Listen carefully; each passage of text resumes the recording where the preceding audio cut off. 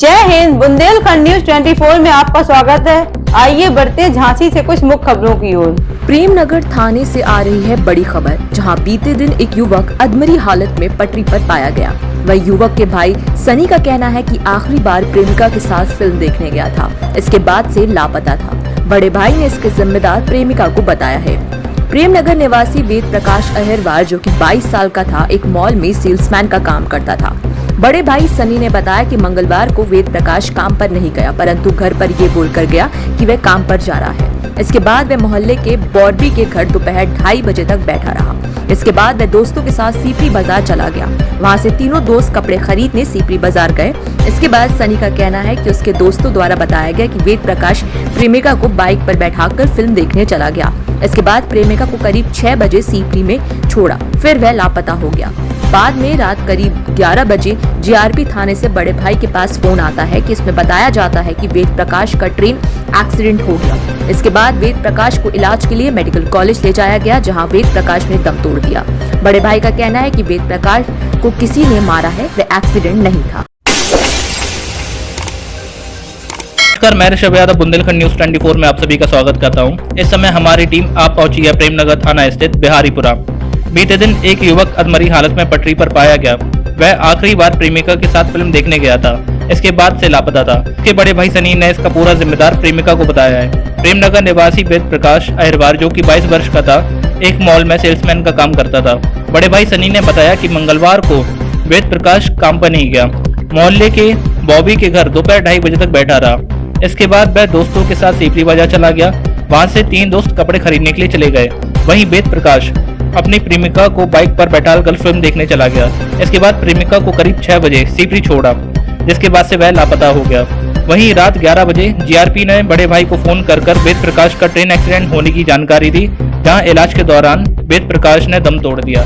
आइए हम उनके घर परिवार वालों से मिलते हैं और जानने की कोशिश करते हैं आखिर पूरा मामला क्या था। बीते दिन प्रेमनगर थाने से एक मामला सामने आता है, जहां पर एक युवक अधमरी हालत में पटरी पर पाया जाता है। जब लोगों द्वारा पता चलता है तो ऐसा पता चलता है कि वह आखिरी समय में अपनी प्रेमिका के साथ में था। आइए आज हम उन्हीं के बड़े भाई वेद प्रकाश अहिरवार, जो कि 22 वर्षीय थे, उनके बड़े भाई से बात करते हैं और पूरा मामला जानने की कोशिश करते हैं आखिर क्या हुआ था। नमस्कार। नमस्ते जी, मेरा नाम सनी अहिरवार है। वेद प्रकाश मेरा छोटा भाई था, गोलू उसको घर पे कहते हैं। एक्चुअल में हुआ क्या था कि रात 11 बजे मैं जब घर पे था तो मुझे फ़ोन आया जीआरपीएफ वाले सफाई का, तो बोले कि आपके भाई का एक्सीडेंट हो चुका है और मेरे से कहने लगे वो बहुत गंभीर हालत में है। तो मैं, मेरे पापा और 1-2 दोस्त वगैरह गए। जब मुझे 11 बजे उधर मैं पहुंच के 11 साढ़े 11 बजे जब मैं उधर पहुंचा तो भाई की हालत चूँकि बहुत गंभीर थी और मुझे ऐसा लग रहा था कि भाई की जो डेथ है वो पहले से हो चुकी थी। तो हालांकि क्या है कि डॉक्टर लोगों ने इसलिए नहीं बताया कि मतलब कोई उधर हंगामा न करने लगे, तो उन्होंने आध घंटे तक टाला मटोली की, या जो भी, मैं डॉक्टरों को भी कुछ नहीं कहना चाहता हूँ। तो उन्होंने आध घंटे वगैरह इलाज वगैरह जो भी किया हो, और आध पौन घंटे बाद उन्होंने मेरे से कह दिया, भैया आप जो भी आपके घर वाले हैं उन्हें तसल्ली दीजिए और आप खुद तसल्ली रखिए और आपकी भाई की मृत्यु हो चुकी है। तो जब उन्होंने ऐसा कहा तो मैंने कहा कुछ नहीं हो सकता है। मैं अपने पापा के पास गया, मैंने उन्हें बताई ये घटना, और फिर मैं अपने भाई के पास दोबारा गया एक बार। मैंने उसे पूरी तरीके से देखा।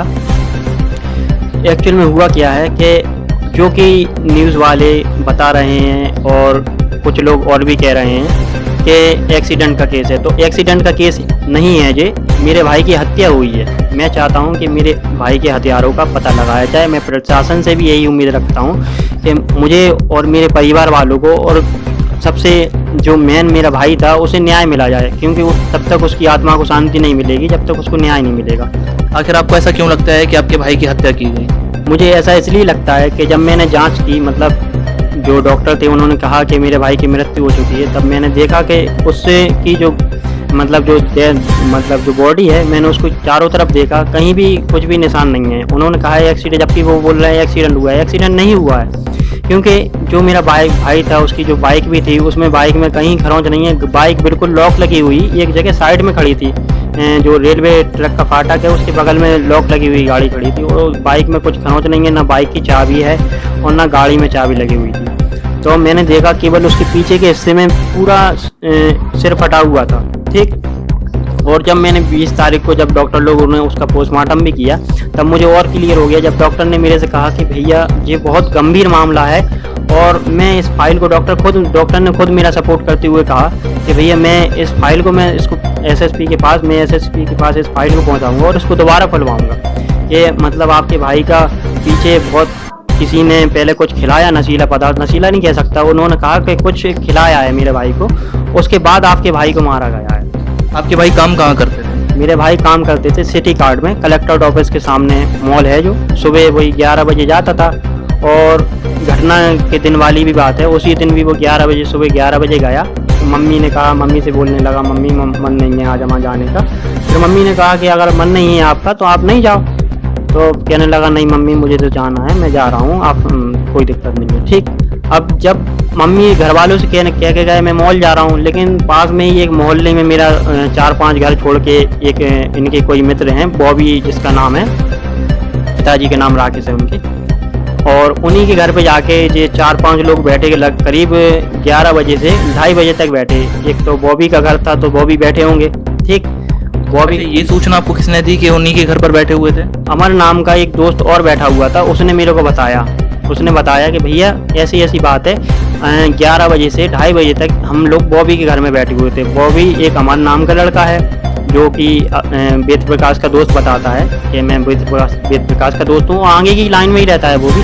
वेद प्रकाश है, एक रवि नाम का लड़का है और एक प्रशांत है और टकलू कहते हैं उससे। ठीक, ये 4 लड़के तो ये होगा, और एक मनीष नाम का लड़का भी काम करता था उसी के संग में। उसका कहना है कि मैं उसके संग में नहीं था, मैं मॉल में काम कर रहा था। तो मैं एक बार ये भी चाहता हूँ कि मनीष से भी पूछताछ की जाए। और सबसे मेन मुद्दा ये है कि एक लड़की है जो, जब मेरे भाई की डेथ हो चुकी थी तो मैंने अपने भाई का मोबाइल लिया तो मुझे अननोन नंबर दिखाई दिया और लगभग 9:45 पे उस लड़की की मिस कॉल डली हुई थी। ठीक, उसके बाद वही करीब 10:30 बजे करीब एक कॉल और डली थी जिसमें वो भी नंबर उसी लड़की का था। उसमें लेकिन 2-3 मिनट शायद बात हुई। अब वो बात GRPF वालों ने की या उस लड़की ने की या उसी के किसी दोस्त ने की। अच्छा, आप लोगों को पता था क्या कि प्रेम प्रसंग चल रहा है वेद प्रकाश जी? नहीं, पहले से कोई जानकारी नहीं थी। जबकि हमने अपनी शादी के बाद और अपनी शादी से भी पहले पूछा था हमने उससे कि भैया देखो आपकी कहीं कोई चक्कर मक्कर कहीं चल रहा हो तो मुझे बता दो, मैं बेझिझक, कोई दिक्कत नहीं है, हम उनके घर वालों से भी बात कर लेंगे और मम्मी पापा को भी हम समझा लेंगे। लेकिन ऐसी कोई बात उसने मुझे नहीं बताई। देखिए हालांकि क्या है कि बड़े लोगों से, मतलब मैं बड़ा भाई था तो मेरे से कहने में शर्म रहा होगा, लेकिन दोस्तों को मुझे लग रहा है कि सारी जानकारी पता होगी। जैसे कि लड़की का नाम, जब मैंने ट्रू कॉलर पर सर्च किया वो नंबर, तो लड़की का नाम स्वाति अनुरागी लिखकर आ रहा था। अच्छा, आप लोगों को लड़की के बारे में पता है कि वह कहाँ रहती है, उसका नाम क्या है? लास्ट लोकेशन जो बता रहा था उसका दोस्त अमर बोल रहा है कि जैसे ही हम 11 बजे से 2:30 बजे जब इधर निकले तो बोलने लगा सीपरी बाजार से। मैंने गोलू वेद प्रकाश से मैंने कहा कि भैया आप कहाँ जा रहे हो? तो बोला कि मैं तो जा रहा हूँ भैया पिक्चर देखने। तो वो लोग कहने लगे हमें कपड़े खरीदना है, हमें शादी में आती है, जहाँ में भी जाना हो। तो वो लोग, उन लोग का कहना है कि हम शादी में चले गए, कपड़े खरीदने मानिक चौक साइड चले गए। तो गोलू कहने लगे भैया हम तो जा रहे हैं पिक्चर देखने। तो वो लोग कहने लगे हमें भी लो, चलो हमें लिए भी खरीद लो 2-3 टिकट। तो बोलने लगा नहीं हम अपने जा रहे हैं, हम खुद जा रहे हैं और अपनी GF के संग जा रहे हैं। तो इन लोग का कहना है कि हमने लड़की को तो देखा लेकिन लड़की मास्क या दुपट्टा कुछ लगाई हुई थी जिसमें हमने चेहरा नहीं देखा है। लेकिन मैं चाहता हूं कि जैसे जो दोस्त लोग हैं इनके 4-5 लोग, जैसे हमारा कोई दोस्त है, सालों से उससे संबंध है, तो मैं अगर मेरा किसी के साथ चक्कर चल रहा हुआ तो मैं अपने दोस्तों को कभी ना कभी तो बताऊंगा कि मैं इस लड़की से ऐसा। तो मैं चाहता हूं कि इन दोस्तों से पूछताछ की जाए और इन दोस्तों से पूछा जाए कि भैया लड़की के बारे में, मैं किसी पे इल्ज़ाम नहीं लगा रहा हूँ कि जी अगर लड़की के बारे में जानते हैं तो अभी बता दें, क्योंकि बाद में आप भी हमारे हो, हम भी, मतलब आप परिवारी के समझ लो एक तरीके से। जब मोहल्ला पड़ोस है तो परिवारी के समझ लो कि अगर आप अभी लड़की के बारे में जानते हैं तो कृपया कर बता दें, नहीं तो बाद में पुलिस अपने तरीके से पूछती है। ठीक है, तो अभी किसी का मैंने किसी पे इल्जाम नहीं लगाया है। और लास्ट में मुझे सबसे ज़्यादा शक जा रहा है उसी लड़की पे जा रहा है कि अगर वो लड़की प्रशासन द्वारा सामने आ जाए तो वो लड़की सारी जानकारी दे देगी। लड़की का नाम स्वाति अनुरागी है, अगर आप कहो तो मैं मोबाइल नंबर भी उसका दे सकता हूँ। और लास्ट कॉल जब मैंने लगाया था वही 11:30 बजे। आपको ये सूचना किसने दी थी कि वह लड़की के साथ में गए? अमर कुमार ने मुझे सूचना दी। और वहाँ से फिल्म देखने के बाद वो कितने समय में वापस आए? वापस का मुझे पता नहीं है, बस लास्ट लोकेशन वही बता रहा है कि वही 2:45 बजे गए लड़की के संग में, और फिर उसके बाद की कोई घटना नहीं है। अच्छा, उसके बाद में फिर जैसे कि आप लोगों ने काफ़ी टाइम तक वेद प्रकाश नहीं आए, तो उसके बाद में आपने कितनी देर बाद फिर ढूंढना शुरू किया उन्हें? देखिए रोज की तरह वही 11 बजे से 11 बजे तक का टाइम है। तो हम लोग क्या करते हैं, पहले तो नीचे खाना बनता था हम लोग का, अब ऊपर बनने लगा है। तो हम लोग रोज की तरह वही 11 बजे लगभग, 11:15 के बजे लगभग टिफिन लगा के रख देते हैं भाई के। और चूंकि अभी भी टिफिन लगा रखा हुआ है, और बैग में भी उसके टिफिन लगा हुआ है, और बैग में भी टिफिन रखा हुआ है। कल उसने उस दिन 19 तारीख की घटना के लगभग उसने खाना वाना कुछ नहीं खाया है। हालांकि लगता है इन लोग की पार्टी मार्टी या जो भी चली हो, तो इन लोग की पार्टी मार्टी वगैरह मुझे नहीं है पता। ये लोग कह रहे हैं हम बसंत की दुकान पे सीकरी बाजार में लोग चाय वगैरह या जो भी कुछ किया हो वो किया इन लोगों ने, उसके बाद वापसी नहीं आए। रोज की तरह हमें तो यही लगता है कि भैया जैसे घर वालों से, अगर घर वालों को बता के जाता है कि हम भैया ड्यूटी गए हैं या कहीं गए हैं, तो हम लोग 11 बजे तक इंतजार करते। बस 11 बजे के बाद हम खुद फ़ोन लगाते हैं, भैया कहाँ हो, इतने टाइम क्यों लगा लिया है। जबकि हमारे पापा हमें भी फ़ोन लगाते, और हमें हमारे पापा का फ़ोन लगाना बुरा लगता है। क्यों लगता है, हम कहते पापा अब हम बड़े हो गए, आप कैसे फ़ोन रोज़ रोज़ लगाते। हमारा काम थोड़ा दूसरा है, बीमे वाला, तो बीमे वाले काम में कभी कभी लेट हो जाते हैं, 11 बज जाता है, कभी 12 बज जाता है। तो ये फिर भी मुझे फ़ोन लगाते, मैं कहते पापा परेशान नहीं हूँ, मैं आ जाऊँगा, ठीक। तो हम उसे जब भी फ़ोन लगाते थे 11 बजे के लगभग फ़ोन लगाते थे। तो मैं चाहता हूँ लास्ट में वही कड़ी है कि मेन मुद्दा अगर वो लड़की मिल जाए, तो लड़की को मुझे ऐसा लगता है कि लड़की को सारी वारदात मालूम होगी। क्योंकि मुझे ऐसा भी लगता है कि लड़की ने फ़ोन वोन लगाया होगा, लड़की ने बुलाया होगा, और लड़की के संग में या जो भी जेलेस मेलेस या जो भी उसके भाई माई या जो भी, मैं नहीं कह सकता कौन है, मुझे नहीं मालूम, लड़की ने बुलाया होगा इसे, जो भी कहते हैं कुछ भी कहते, तो इनने बुलाया होगा, बात मात चली होगी इन लोग की, और फिर लड़की अलग हो गई होगी। और जो भी जिन लोग जो भी मानने वाले हैं वो साइड में ले गए। लगभग 500 मीटर की दूरी पे बॉडी डली हुई थी, और घटना को मतलब हत्या को एक एक्सीडेंट बनाने की कोशिश की गई है। जैसा आपका कहना है, हत्या को एक्सीडेंट बनाने की? हाँ, बस। क्योंकि अगर वो जो महाकौशल एक्सप्रेस है कि हालांकि गाड़ी, सबसे पहले जो GRPF थाने से सूचना आई थी वो सबसे पहले किसके पास आई थी? अभी नहीं, मेरे पास नहीं आई थी। सबसे पहले किसको पता चला? सबसे पहले उनके कोई दोस्त थे, मेरे पापा के पास भी फ़ोन आया था, 2-3 मिस कॉल डली थी, लेकिन क्या है कि मोबाइल थोड़ा छोटा है तो उसमें आवाज़ नहीं आती है, साइड में रखा होगा, तो उन्होंने नहीं उठा पाया। मोहल्ले में एक हमारे हैं, उनके पास भी फ़ोन आया, ठीक है, कि भैया वेद प्रकाश को, ठीक। तो उनका फ़ोन आया, फिर मैंने बात की थी, उसी के फ़ोन से मैंने बात की, फिर दोबारा में मेरे पास फ़ोन आया। क्योंकि पुलिस के पास जिन के नंबर दिए रहते वो कहते तुरंत में जो भी पहुंच जाए तो पहुंच ही जाए। तो मेरे पास भी फ़ोन आया, तो मैं तुरंत मैंने गाड़ी उठाई, मैंने कहा छोटा मोटा एक्सीडेंट हुआ होगा। तो मैंने इन घर वालों को सबको शांत किया, मैंने कि परेशान नहीं हो, एक्सीडेंट हुआ होगा, नॉर्मल था, मैं जाऊँगा और देख लूँगा, क्या चाहेंगे बात करो। मैंने कहा मैं बात कर लूँगा, ठीक है। तो मैं गया और हालत बहुत गंभीर थी, तो मैंने इन्हें फिर भी कुछ नहीं बताया, मैंने कहा ठीक है हो जाएगा इलाज मिलाज। लेकिन ऊपर वाले को कुछ और ही मंजूर था। ऊपर वाला क्या, वो तो उम्र कुछ नहीं थी उसकी, 22 की लगभग उम्र थी, और मैं भी उसको मना करता था कि ये सब दोस्त यारी छोड़ दो भैया, ये आजकल कुछ नहीं रखा है, सबसे मना करता था, लेकिन कुछ नहीं कह सकते। मैं चाहता हूँ लास्ट में जो लड़की है ना, प्रशासन से भी मैं यही उम्मीद करता हूँ, और आप लोगों से भी मैं ये कहता हूँ कि लास्ट में जो सबसे लास्ट नाम मैं बहुत हाईलाइट करके कह रहा हूँ, स्वाति अनुरागी, आप बड़े ध्यान से सुनिएगा, ठीक। उस लड़की को पकड़ा जाए और उससे पूछताछ की जाए। मैं ये भी नहीं कह रहा हूँ कि उसको कार्रवाई की जाए, उससे पूछताछ की जाए कि भैया आप हो, आपके अलावा मतलब और कौन कौन थे, आपको किसी पे शक है या किसी ने मारा है। हो सकता है लड़की ने पिटवाया हो या लड़की ने बुला लिया हो किसी को, क्योंकि लड़के तो बुला नहीं सकते हैं, लड़कों के कहने से तो आएगा नहीं। जैसे मान लीजिए मुझे मालूम है कि मेरी दुश्मनी इससे है, तो मैं क्यों जाऊंगा इसके पास, और अकेला नहीं जाऊंगा। जब मुझे पता होगा कि वो 4-5 लोगों को मुझे ऐसी सुनसान जगह पर बुलाएगा, तो मैं नहीं जाऊंगा। मुझे ऐसा लगता है लड़की ने बुलाया, और लड़की के संग में 4-5 लोग जो भी हों, बस उन्होंने मारा और लड़की अपनी जगह चली गई होगी, और फिर इनकी जो भी हुआ होगा इनके संग में बहुत ज़्यादा ही चोट थी, मतलब बहुत बुरे तरीके से मारा है उसको। क्योंकि एक बात और मैं लास्ट में बताना चाहता हूँ आपको, जो मेरा भाई था उसका क्या था, जब मैंने उसको चारों तरफ से देखा और जब मैंने उसे देखा तो केवल एक जूता उसके पैर में था और एक जूता नहीं था, और गाड़ी की चाबी वगैरह भी उसकी जेब में नहीं थी। और जब मुझे पता चला कि एक जूता पहने हुआ है, तो मुझे और शक हुआ कि भैया जरूर इसको किसी ने मारा हुआ है। पोस्टमार्टम हुआ दूसरे दिन, तो दूसरे दिन मुझे बुलाया गया कि भैया 10 बजे करीब की बात है।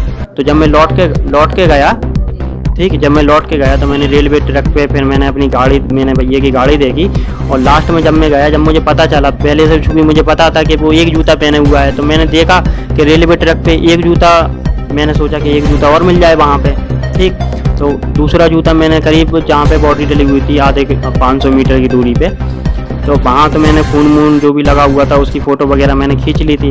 और जूता मैंने मतलब 500 मीटर की दूरी से और झाड़ियों में भी देखा। वहाँ जो राहगीर थे, मैंने उन्होंने उससे भी पूछा कि भैया इधर कोई झगड़ा वगैरह हुआ था, तो उन्होंने भैया अगर कोई कहता, अगर देखा भी होगा तो कोई झमेले में नहीं पड़ना चाहता, ठीक है। उन्होंने कहा भाई झगड़ा तो नहीं हुआ था, लेकिन आध घंटे करीब इधर ट्रेन जरूर रुकी थी और जिसमें पता चला था कि एक बॉडी रेलवे ट्रैक पे डली हुई है। हम वेद प्रकाश की माता जी से बात करते हैं और जानने की कोशिश करते हैं आखिरकार जब वेद प्रकाश जी सुबह जा रहे थे तो क्या वह कुछ परेशान थे? बताइए माता जी। हाँ, परेशान तो बहुत थे वो। अगर हमें बच्चा को इंसाफ नहीं मिलेगा तो हम मर जाएंगे। हम वेद प्रकाश जी के पिताजी से और बात करते हैं। सर नमस्कार। नमस्कार सर, मैं प्रशासन से ये चाहता हूँ कि जो घटना हमारे साथ किसी और के साथ न घटे, कि प्रशासन इसकी मदद करे कि कैसे ये अगर हर कोई ऐसे मर्डर होने लगा तो ये प्रशासन क्या रह जाएगा। मैं प्रशासन से यही बात करें कि कोई अगले के साथ ना हो ऐसा काम, हाँ, जो हमारे बच्चे के साथ हुआ।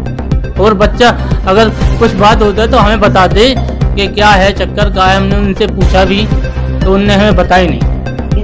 आइए हम वेद प्रकाश जी के भाभी से बात करते हैं और उनसे ये जानने की कोशिश करते हैं क्या वह कभी डरे या सहमे, ऐसे कुछ लगता था आपको? हाँ, मैं नेहा बात कर रही हूँ, वेद प्रकाश की भाभी। और वो ऊपर रोज प्रेस लगाने जाते थे कमरे में। तो मैं 19 तारीख को दोपहर 10 बजे के टाइम पे मैंने पूछा, मैंने भैया कोई बात हो तो आप बता दो मुझे, तो कोई मैं थोड़े पापा और लोगों से भी बात कर लूँगी। आप टेंशन में हो, रोज़ तो खुश रहते हो, बताते हो कुछ ना कुछ बात। ये किस दिन की बात है? जी 19 तारीख की बात है। हाँ, तो 19 तारीख को इन्होंने भी कुछ नहीं कहा, तो कह रहे भाभी ऐसी कोई बात नहीं होगी तो मैं बता दूंगा। तो मैं ठीक है। जैसे कि हमने उनके भाई से बात की, उनके परिवार जनों से बात की, तो ऐसा सुनने में आया कि लास्ट में सिर्फ वो जो युवती है उन्हीं के साथ में नज़र आए थे, उस लड़की के साथ में नज़र आए थे। और परिवार सिर्फ इतना चाहता है कि उनको न्याय मिले, जो भी इसके कातिल हैं वो पकड़े जाएं। ऐसी खास खबरों के साथ बने रहिए बुंदेलखंड न्यूज़ 24 के साथ। हमारे चैनल को लाइक करें, कमेंट करें, शेयर करें, सब्सक्राइब करें। धन्यवाद।